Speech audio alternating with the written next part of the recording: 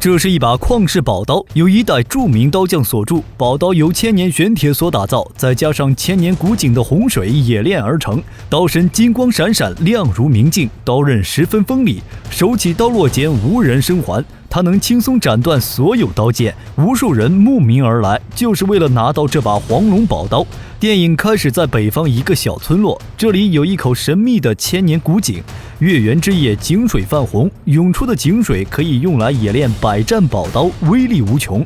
赵七师徒二人是村里有名的刀匠，他告诉徒弟，铸剑不能心急，剑者兵器之首也，铸剑之人气德兼备，才能打造上乘好剑。赵七曾打造一把百局宝剑，却被贼人使用危害江湖，导致气德受损，所以不能铸剑。这次赵七决定铸造一把绝世好刀，把它赠予德才兼备的人，为江湖的人行侠仗义。众人不远千里闻名而来，想要宝刀需要通过文武两场考核，武场由赵七徒弟来把关，文场则由赵七评断人品。武场第一关是单手举起千斤石，大部分人都轻松举起，而第二关是考验轻功，采鸡蛋飞身而上，拔下羽毛，并且鸡蛋不能碎，就算合格。最后一项则是展现拿手的好功夫，一人拿剑冲向前，小徒弟一把接住剑刃，将剑扔了出去。这时两位美女出手，小徒弟手腕一转就将剑给折断了，还有一人扔出飞刀，也被全部接下扔了回去。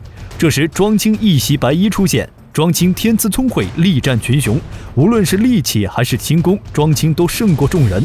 他拿出剑砍断木棍，用剑单手接住，挥舞几刀，木棍又被送回原来的位置，屹立不倒。众人纷纷惊叹。小徒弟带他去见师傅。庄青离开后，木棍倒地变成好几段。师傅见了庄青，得知他师承三阳门，有着一颗行侠仗义之心。庄青获得宝刀资格，赵七让他1年之后来取宝刀。他回到师傅的武馆，不料师傅武馆遭到踢馆，来者是一位金发浪人，特来领教中原武功，比武决胜。以心爱的师傅之女杨慧为赌注，师傅派庄青出战。浪人的大刀出于名将之手，刀刃锋利，刻有梅花，高手过招很快决出胜负。庄青的刀被一击打断，输给了浪人。然而庄青与杨慧早已定亲，两人两情相悦，却因一场比试不得已分开。庄青愤恨而走，师傅也因伤心过度而死。杨慧以守丧之名，1年之后再与浪人成亲。这边庄青在客栈买醉，听到旁人议论武馆，他出手打了人，被官兵追杀。这时一群乞丐出手相助，和官兵打了起来。乞丐们救下庄青，他也因此整日与乞丐混在一起。一天晚上，小月和父亲在一座破庙休息，却被一群强盗围攻。危急之下，庄青出手相助，几招之后，强盗很快被解决。第二天，庄青喝醉来到破庙，小月将他扶进来。庄青把小月认成杨慧，发泄了自己的情感。这边小月找到杨慧，告诉他庄青醉倒在破庙。这边庄青却被乞丐叫走了，他们得知官府的路过此地，想要打劫他们。这边赵七接了一单官府的生意，让他打磨正齐将军的宝刀。官府派人护送赵七，不料乞丐沿途打劫，两拨人陷入混战。赵七一人和他们打了起来，他轻轻挥舞手中包裹着的刀，乞丐们无人能近他的身。这时他却遇到了庄青，赵七见来者不凡，让他拔刀。庄青听出了是赵七的声音，带人撤离了。这边乞丐老大得知庄青放了赵七，十分生气。庄青回到破庙，决定要拿到宝刀，否则赵七认出他就会反悔，不把宝刀交给他。这边赵七已将正齐将军的刀打磨好，剑身光泽如初。赵七来到窗边，轻轻一挥就砍断了树木。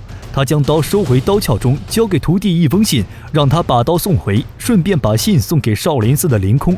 这边小月为庄青做了一件衣服，庄青回来后看到，穿在了身上。小月出现后，他又脱下来收了起来。小月告诉庄青，他去找过杨慧，杨慧还爱着你。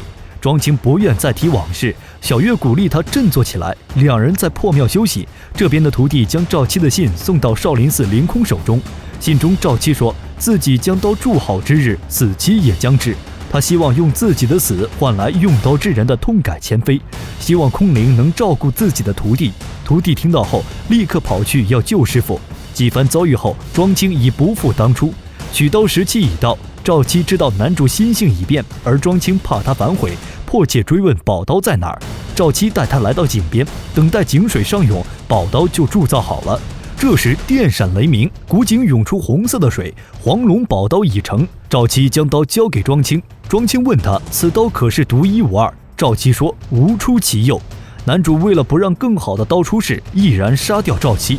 这时乞丐老大带人来抢刀，庄青用宝刀和他们打了起来。宝刀锋利无比，一刀砍断敌人所有的刀剑。庄青刀起刀落，乞丐纷纷倒地，敌人都忌惮他的宝刀，不敢上前。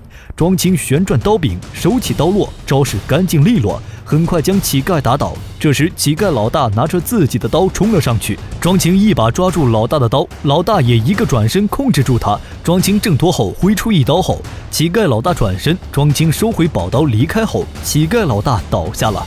这边赵七徒弟遇到了庄青，他冲上去为师傅报仇，庄青只是防守，没有出力攻击。徒弟一把夺过宝刀，正要砍向庄青时，空灵大师出现阻止了他，告诉庄青赵七以身殉刀，望他能理解。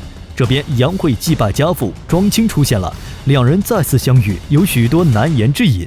杨慧一直没有忘记他，庄青让杨慧约浪子在大峡谷与他一战，为师父的武馆讨回颜面。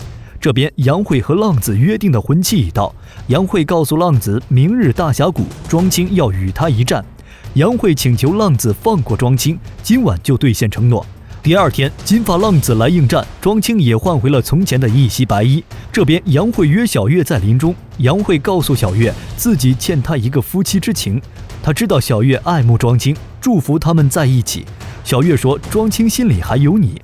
杨慧说自己昨晚已失身于浪子，他答应不杀庄青。杨慧把首饰交给小月，祝福他们两个，然后离去了。这边庄青和浪子决战，他扔下帽子，两人拔刀，看准时机同时出手。庄青被浪子的攻势打倒，浪子踩住刀鞘，庄青拔出宝刀，挥舞着砍向浪子。两人再次交锋，庄青压制住浪子的刀，然后两人都被弹开。浪子的刀被砍出钝口，两人再次交手，只一招，浪子的刀就被砍断了，他也倒下了。这时小月出现，告诉庄青杨慧为了你忍辱偷生，昨晚才委身于浪子，他就要死了。庄青听了立即跑去找杨慧，发现杨慧已经自尽在父亲的坟前。庄青抱起杨慧，他还在呢喃不要杀庄青，然后就逝去了。庄青失落地离开，小月也追了上来。这边庄青已经剃度成为了僧人。神威宝刀由侯征执导，王蓉、田妮、欧薇、王宇等主演的香港电影。该片于1970年出品，是一部非常古老的影片，画面甚至还能看到修复后的雪花点。影片中的决斗最终都是一招定胜负，展现出了当时人们所理解的大侠风范，高手过招，一招即致命。